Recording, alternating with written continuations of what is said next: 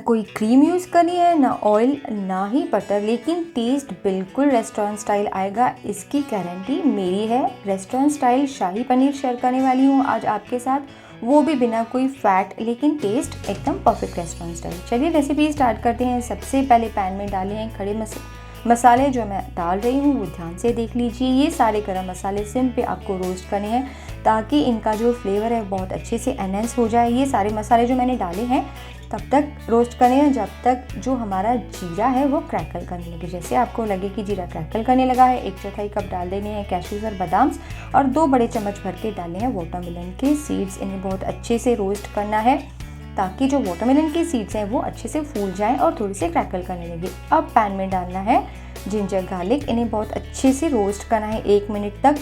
इसमें से ज़रा सा धुआं निकलने लगेगा तब तक इसे रोस्ट करना है ताकि इनका कच्चापन निकल जाए। गैस बंद कर देना है अब, और इसमें डालना है लाल मिर्च और हल्दी और बहुत अच्छे से इन सब के साथ मिक्स कर देना है। अब मैं इसमें ऐड करने वाली हूँ दूध ताकि जो इनका पकना है वो बंद हो जाए। अब इसमें ऐड करेंगे थोड़ा सा पनीर। जो पनीर है और जो हमारे ड्राई फ्रूट्स हैं वो हमारी सब्ज़ी में रिचनेस और जो फैट की कमी है वो पूरी कर देंगे। जो मैं इंग्रेडिएंट्स इसके बाद इसमें डाल रही हूँ जैसे कि टमाटर, कसूरी मेथी और प्याज, इन्हें डालें, अच्छे से मिक्स करें और ढक के तब तक कुक करें जब तक जो हमारा टमाटर और प्याज है वो बहुत अच्छे से कुक हो जाए।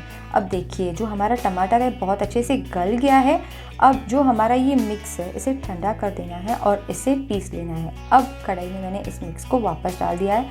अगर आप चाहें तो इस स्टेज पे डाल सकते हैं 1 चम्मच भर के घी, जिससे इससे बहुत अच्छा अरोमा आता है। ये ऑप्शनल है। इसके बाद इसमें ऐड करें नमक, पनीर और कैश्यूज़, बहुत अच्छे से मिक्स करें। इसके बाद इसके ऊपर स्प्रिंकल करें 1 चम्मच भर के गरम मसाला, थोड़ी सी सिकी हुई कसूरी मेथी, और रेसिपी तैयार है। अगर ये रेसिपी यूज़फुल लगी हो तो वीडियो को लाइक एंड शेयर करना नहीं भूलें। साथ ही साथ ऐसी ही न्यू आसान रेसिपीज़ के लिए मुझे सब्सक्राइब एंड फॉलो करना भी नहीं भूलें।